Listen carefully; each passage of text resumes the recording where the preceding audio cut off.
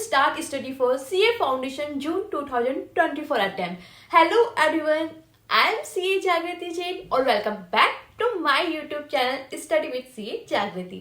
आज हम डिस्कस करेंगे कि अगर आप CA फाउंडेशन जून 2024 अटेम्प्ट की तैयारी कर रहे हैं और इसे आप सेल्फ स्टडी से करना चाहते हैं तो मैं आपके साथ शेयर करने वाली हूँ कि आप अपनी स्टडी कैसे स्टार्ट कर सकते हैं, क्या क्या चीज़ों का आपको ध्यान रखना है ताकि आपकी स्टडी इफेक्टिवली हो। अगर आपने क्लासेस लिए या फिर कोचिंग करके स्टडी स्टार्ट करना चाहते हैं तो भी ये वीडियो आपके लिए हेल्पफुल रहेगा, बिकॉज आपको देने वाली बहुत सारी यूजफुल टिप्स जो आपको आपकी स्टडी में काम आएगी। So without wasting time start करते हैं हमारा वीडियो के एंड तक बनिए रहेगा क्योंकि बहुत यूजफुल कंटेंट आपको मिलने वाला है। फर्स्ट थिंग जो आपको करनी है, first know your syllabus, exam pattern, हर एक चैप्टर का वेटेज कितना है। देखो तुम सेल्फ स्टडी से स्टडी स्टार्ट करना चाहते हो ना, तो किस टॉपिक पे तुम्हें कितना अटेंशन देना है, कितना ध्यान देना है, अगर ये सारी चीजें तुमने पहले से ही देख ली ना तो तुम्हारी स्टडी में बहुत हेल्प होने वाली है। तो फर्स्ट थिंग क्या करनी है, अगर आपने बुक्स ऑर्डर कर लिए तो उस बुक्स को उठाओ, अदरवाइज ICAI ने अपना सारा स्टडी मटेरियल अपनी साइट पे डाल रखा है। सिंपली सर्च करो CA foundation new syllabus study material, आपको मिल जाएगा। देखो सिलेबस क्या है, कौन कौन से चैप्टर्स कवर होते हैं, हर एक चैप्टर कितना इंपॉर्टेंट है, क्या वेटेज है इनका और आपके एग्जाम का पैटर्न क्या है। सेकंड थिंग जो आपको करनी है, कलेक्ट योर स्टडी मटेरियल। देखो मैं कहूंगी आप स्टडी मटेरियल के लिए ICAI के स्टडी मटेरियल को ही फॉलो करें, क्योंकि ICAI स्टडी मटेरियल में जो लैंग्वेज लिखी होती है अगर वही लैंग्वेज आपके आंसर में आती है तो मार्क्स आने के चांसेस ज्यादा हो जाते हैं। तो आप प्रीफर करें कि ICAI स्टडी मटेरियल को ही यूज करें, और अगर आप किसी और स्टडी मटेरियल को यूज करना चाहते हैं, जो भी मैटर आप स्टडी करना चाहते हैं ना, उन सबको पहले एक बार कलेक्ट कर लीजिए। प्लस बहुत सारे टीचर्स ने बहुत अच्छा कंटेंट CA फाउंडेशन से रिलेटेड अपने YouTube चैनल्स पर डाल रखा है, तो आप सर्च कर लीजिए कौन कौन से चैनल्स है जो आपको अपनी स्टडी के दौरान देखने हैं, या फिर कौन से अच्छे टीचर्स है, अकाउंट से कौन से अच्छे टीचर्स है, आपके इको के कौन से अच्छे टीचर्स है, मैथ्स के कौन कौन से टीचर्स YouTube पर अपने वीडियो प्रोवाइड करते हैं, उन सबको आप सब्सक्राइब कर लीजिए ताकि उनके सब्जेक्ट से रिलेटेड जो भी चेंजेस आते हैं या फिर कुछ अमेंडमेंट आता है या फिर कुछ भी नई चीज इंट्रोड्यूस हुई या कोई कॉन्सेप्ट जो आपको समझ नहीं आ रहा है, वो सारे आप उनके चैनल्स पर जाकर देख सकते हैं। तो बहुत सारे अच्छे चैनल्स है, लाइक CA पराग गुप्ता सर, उन्होंने अकाउंट्स का बहुत अच्छा मैटर डाल रखा है। CA हार्दिक सर, उन्होंने भी अकाउंट्स का अच्छा मैटर डाल रखा है। ग्रूमिंग एजुकेशनल एकेडमी, एंड आप CA वाला चैनल को भी सब्सक्राइब कर सकते हो, बिकॉज यहाँ पर ना आपको रेगुलर बेसिस पर अच्छे वीडियोस मिल जाएंगे आपके स्टडी से रिलेटेड। तो देखो ये सारी तैयारी ना आप पहले ही कर लो। थर्ड थिंग जो आपको करनी है, आपका डेली प्लानर। देखो डेली प्लानर क्या है, आपकी स्टडी में कंसिस्टेंसी और डिसिप्लिन लाने के लिए यह बहुत जरूरी है, क्योंकि आप सेल्फ स्टडी से अपना पूरा कोर्स कवर कर रहे हो, तो टाइम पर आपका कोर्स कवर हो जाए, आपका रिवीजन हो जाए, तो उसके लिए बहुत जरूरी है कि आप डिसिप्लिन के साथ एक टाइम टेबल को फॉलो कर लीजिए। पूरा टाइम टेबल आप बनाओ, पूरी टाइमलाइन बनाओ कि यार अब देखो मैं आपके पास टाइम कितना बचा है, फरवरी मार्च अप्रैल मई 4 मंथ बचे, तो 4 मंथ में आपको कितने टाइम में अपना सिलेबस कवर करना है, फिर रिविजन को कितना टाइम देना है, मॉक टेस्ट पेपर वगैरह सोल्व करना है। इन सारी चीजों का एक प्लान बना लेकर मैं इतने टाइम से 2 महीने में 3 महीने में मेरा कोर्स कंप्लीट हो जाएगा, इतना टाइम में रिवीजन को जाऊंगा, ये सारी चीजें आपके पहले से सेट होनी चाहिए। नेक्स्ट थिंग, आपको स्टडी स्टार्ट करनी है तो क्या क्या चीजें ध्यान में रखनी है। तो फर्स्ट एक ओवरव्यू लेते हैं आपके CA फाउंडेशन कोर्स में है क्या। देखो 4 सब्जेक्ट्स है, accounts, law, quantitative aptitude and eco. Okay, तो फर्स्ट देखते हैं अकाउंट्स। अकाउंट्स के आपके 2 स्टडी मटेरियल है। फर्स्ट स्टडी मटेरियल में आपके 7 चैप्टर और सेकंड में 4 चैप्टर है। 2 बहुत अच्छे टॉपिक है, पार्टनरशिप एंड कंपनी से अकाउंट, जो आपने आपके 12th क्लास में भी स्टडी किया होगा, तो इस पर आप अपनी अच्छी पकड़ बना सकते हो, क्योंकि ये कॉमन टॉपिक है जो आपने अपनी 12th क्लास में भी स्टडी किए हैं, तो आपको ये अच्छे से ऑलरेडी क्लियर होंगे। और कुछ नए कॉन्सेप्ट अगर आए हैं तो आप उसको अच्छे से देख लो ताकि आप एग्जाम में अच्छा स्कोर कर सको। देखो अकाउंट्स एक ऐसा सब्जेक्ट है जो तुमने 11th में भी स्टडी किया और 12th में भी स्टडी किया है, तो तुम इस पर अच्छा स्कोर कर सकते हो, लेकिन यही है कि तुम प्रिपरेशन अच्छे से करो, अच्छे से तैयारी इसकी करो। तो इसके लिए करना क्या है, जब तुम स्टडी कर रहे हो ना तो साथ में करो ABC एनालिसिस। ABC एनालिसिस मतलब देखो अकाउंट सब्जेक्ट ईजी, लेकिन इसमें क्वेश्चंस बहुत होते हैं, एग्जाम टाइम पे आप सब रिवाइज नहीं कर पाते। तो आपको क्या करना है, जब आप क्वेश्चन कर रहे हो ना तो क्वेश्चंस को ABC मार्क कर दो। ABC मतलब क्या, कुछ ऐसे क्वेश्चंस होते हैं ना जो आपको बहुत टफ लगते हैं, या फिर लगता है कि इस क्वेश्चन को ना एक बार एग्जाम से पहले देख लो तो अच्छा है, या फिर इस क्वेश्चन में ना बहुत सारे कॉन्सेप्ट कवर है, तो ऐसे क्वेश्चंस को आप मार्क कर सकते हो A।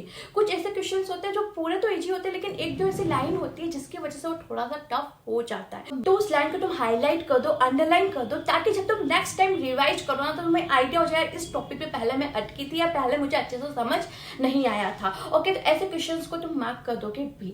अब कुछ ऐसे क्वेश्चंस होते हैं जो आपको बहुत ज्यादा सिंपल लगते हैं, ये तो बहुत इजीली हो जाएंगे, वापस करने की जरूरत नहीं है। तो ऐसे क्वेश्चंस को आप मार्क कर दो सी। ओके, तो ये आपका एबीसी एनालिसिस आपको हेल्प करेगा फिर से रिवीजन करने में, और रिवीजन कम टाइम पे हो जाएगा। ओके, नेक्स्ट थिंग जो तुम्हें करनी है अकाउंट सब्जेक्ट में, वो है कॉन्सेप्ट कॉपी बनानी है। तुम अगर आईसीआई स्टडी मटेरियल यूज कर रहे हो ना, तो उसमें क्या है, कॉन्सेप्ट बहुत डिटेल में समझा रखे हैं, तो आप सारे कॉन्सेप्ट को लिख दो, उनके फॉर्मूले लिख दो, कुछ ऐसी चीज है जो आपको एग्जाम से पहले रिवाइज करके जानी, तो वो कॉन्सेप्ट कॉपी में आपके आ जाएंगे। प्लस अपनी कॉन्सेप्ट कॉपी में एक चीज और आप ऐड कर सकते हो, कौन से क्वेश्चन में तुम्हें क्या क्या प्रॉब्लम आई है, या कौन से क्वेश्चन में तुम्हें ये चीज देखनी है, वो चीज भी तुम अपनी कॉन्सेप्ट कॉपी में लिख सकते हो, ताकि तुम जब रिवाइज करो ना, तो डायरेक्टली उस क्वेश्चन के उस कॉन्सेप्ट पे जाके तुम एक बार नजर डाल दो, ताकि एग्जाम के एक दिन पहले अगर सारी चीजें नहीं भी देख पाओ, जहां जहां तुम्हें प्रॉब्लम आई उन चीजों को देख लो ना, तो भी तुम्हें एग्जाम में बहुत हेल्प रहेगी। नेक्स्ट सब्जेक्ट है आपका बिजनेस लॉ। देखो, बिजनेस लॉ में फर्स्ट चैप्टर आपके इंट्रोडक्शन का है, फिर आपके 6 एक्ट आ जाते हैं, sale of a goods act, partnership act, contract act, LLP, companies act, negotiable instrument act, ये सारे आपके कोर्स में कवर किए हुए। तो तुम्हें स्टडी कैसे करनी है, तुम अगर आईसीआई स्टडी मटेरियल को यूज कर रहे हो ना, तो एक काम कर सकते हो, यूट्यूब चैनल पर किसी भी टीचर का एक वीडियो देख लो, कॉन्सेप्ट पहले लो के कवर कर लो, बिकॉज क्या लो तुम्हारे लिए नया है, थोड़े बहुत वर्ड्स तुम्हारे लिए न्यू हो सकते हैं, तो अगर तुम इसका पहले कोई वीडियो देख लो, फिर कॉन्सेप्ट को रीड करो, तो तुम्हें अच्छे से समझ आएगा। तुम्हें हर एक चैप्टर की एक समरी बनानी है, ताकि एग्जाम टाइम पे तुम इजीली उसको रिवाइज कर सको। ओके, अब स्टडी कैसे करनी है, तो देखो, तुम अपना प्लान बना सकते हो कि यार लो नया सब्जेक्ट है, तो मुझे डेली 2 आवर्स लो को देने हैं, 6 डे वीक में मुझे लो स्टडी करना है, उसमें से 5 डे तो मैं कॉन्सेप्ट स्टडी करूंगी, और जो 1 डे है उसमें मैं राइटिंग प्रैक्टिस करूंगी, बिकॉज लो में ना आपको राइटिंग प्रैक्टिस बहुत जरूरी है, बिकॉज कॉन्सेप्ट समझ आ जाता है, लेकिन लो की लैंग्वेज लिखने में थोड़ी सी डिफिकल्टी आती है, तो आपको 1 डे राइटिंग प्रैक्टिस का रखना है, और जो संडे होता है ना, उसको तुम रिविजन के लिए रखो। संडे में तुम्हें क्या करना है, तुमने वीक में 6 दिन जो भी स्टडी किया ना, उस सबको तुम्हें एक बार रिवाइज करना है।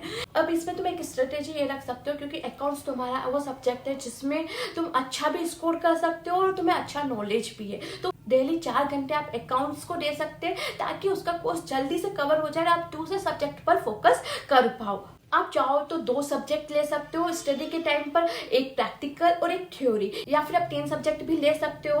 आप मॉर्निंग में लो स्टडी कर लो, फिर अकाउंट्स स्टडी कर लो, और इवनिंग में आप इकोनॉमिक्स स्टडी कर लो। अगर आपके 11th एंड 12th में इकोनॉमिक्स है तो बहुत ईजी हो जाएगा आपको समझने के लिए। आपका थर्ड सब्जेक्ट है क्वांटिटेटिव एप्टीट्यूड, इसमें फिर से 3 सब पार्ट है। फर्स्ट है आपका मैथ्स, सेकंड है एलआर, एंड थर्ड है स्टैटिक्स। देखो, मैथ्स में 8 चैप्टर है आपके, एलआर में 4, और आपके स्टैटिक्स में 6 चैप्टर है। इसकी एक कॉन्सेप्ट कॉपी आप बनाओगे, सारे कॉन्सेप्ट उसमें लिखोगे, प्लस सारे क्वेश्चंस में आप एबीसी एनालिसिस करोगे, ताकि आप वापस से जब इसको रिवाइज करो तो इजीली कम टाइम में रिवाइज हो जाए। लास्ट सब्जेक्ट आपका इकोनॉमिक्स। देखो, इकोनॉमिक्स में आपके मैक्रो इकोनॉमिक्स है, माइक्रो इकोनॉमिक्स है, इंडियन इकोनॉमिक्स, ये सारे चैप्टर्स आपके कवर है, टोटल 10 चैप्टर्स है। तो आपको इकोनॉमिक्स में भी क्या करना है, समरी नोट्स बनाने, ताकि एग्जाम टाइम पे आप इजीली इसको याद कर सको। नेक्स्ट थिंग जो तुम्हें करनी है ना, रेगुलर रिवीजन। देखो, तुम सेल्फ स्टडी कर रहे हो ना, तो खुद का सेल्फ इवेल्यूशन में तुम्हें खुद ही करना है, तुम कहाँ पे वीक हो, या फिर तुम्हें किस चीज पे ज्यादा ध्यान देना है, कौन सा कॉन्सेप्ट तुम्हें समझ नहीं आया है। तो अगर तुम रेगुलर रिवीजन रखोगे ना, तो ये सारी प्रॉब्लम्स तुम्हारे साथ नहीं होगी। तो तुम एक डे डिसाइड कर सकते हो, लाइक संडे को तुमने जो भी अभी तक 6 दिन में स्टडी किया उस सबको रिवाइज करोगे। रेगुलर रिवाइज से ना आपको कॉन्सेप्ट अच्छे से समझ भी आएगा, और आपके माइंड में ज्यादा क्लियरिटी रहेगी, यार इस टॉपिक पे मैंने ये स्टडी किया है, अब आगे मुझे ये स्टडी करना है।